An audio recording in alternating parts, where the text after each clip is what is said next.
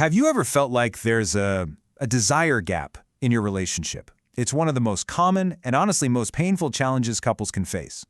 But what if the reason wasn't about a lack of love or attraction? What if it was all about your biological wiring? Well, today we're going to dive into a really fascinating framework that suggests exactly that.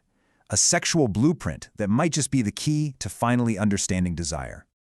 Oh, this thought. It's absolutely heartbreaking, right? It can create so much doubt, so much insecurity. But what if we've been looking at this all wrong?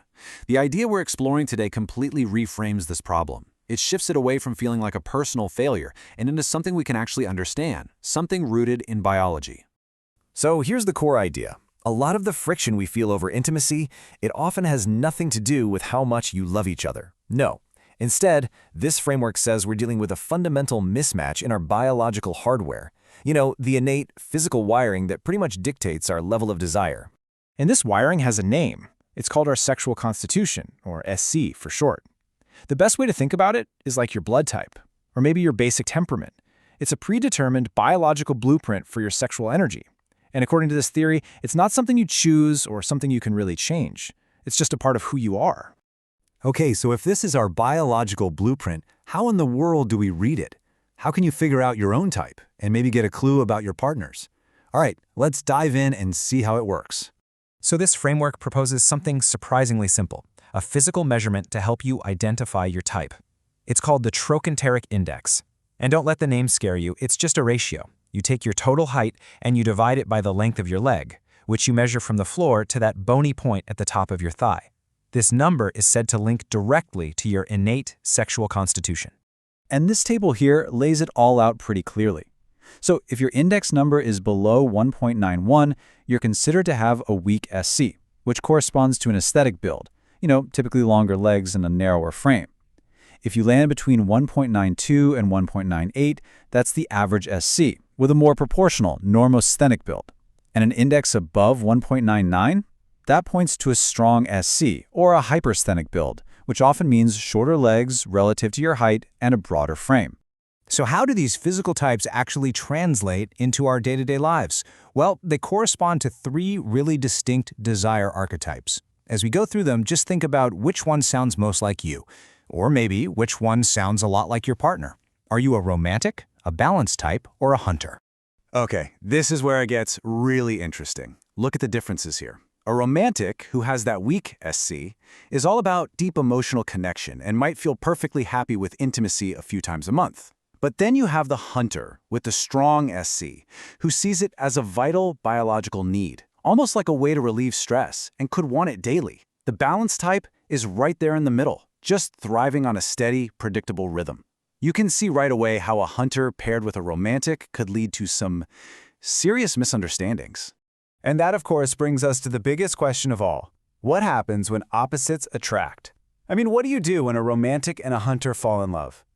The key, according to this way of thinking, is to stop seeing it as a problem you have to fix and start treating it as a situation that just needs the right strategy.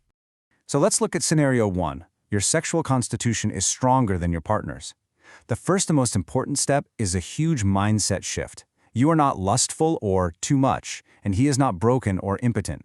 The recommended strategy is something called sublimation, basically channeling that extra energy into other things you're passionate about, like your career or a hobby.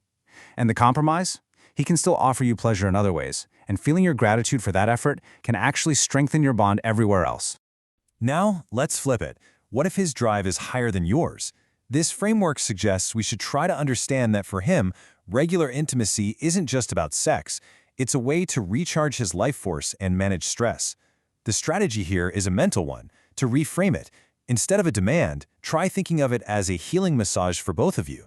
The theory even says this act of partnership preserves his health and his motivation to, move mountains for you, while offering some interesting health benefits for you too.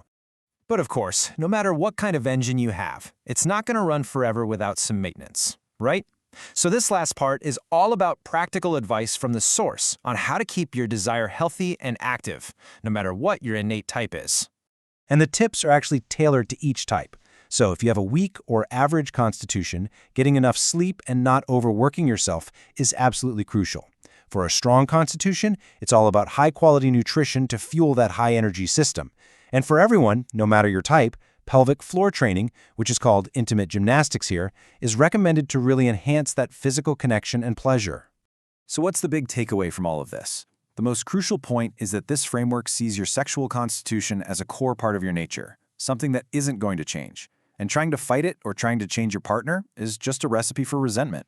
According to this philosophy, the only real path to harmony is acceptance, radical acceptance.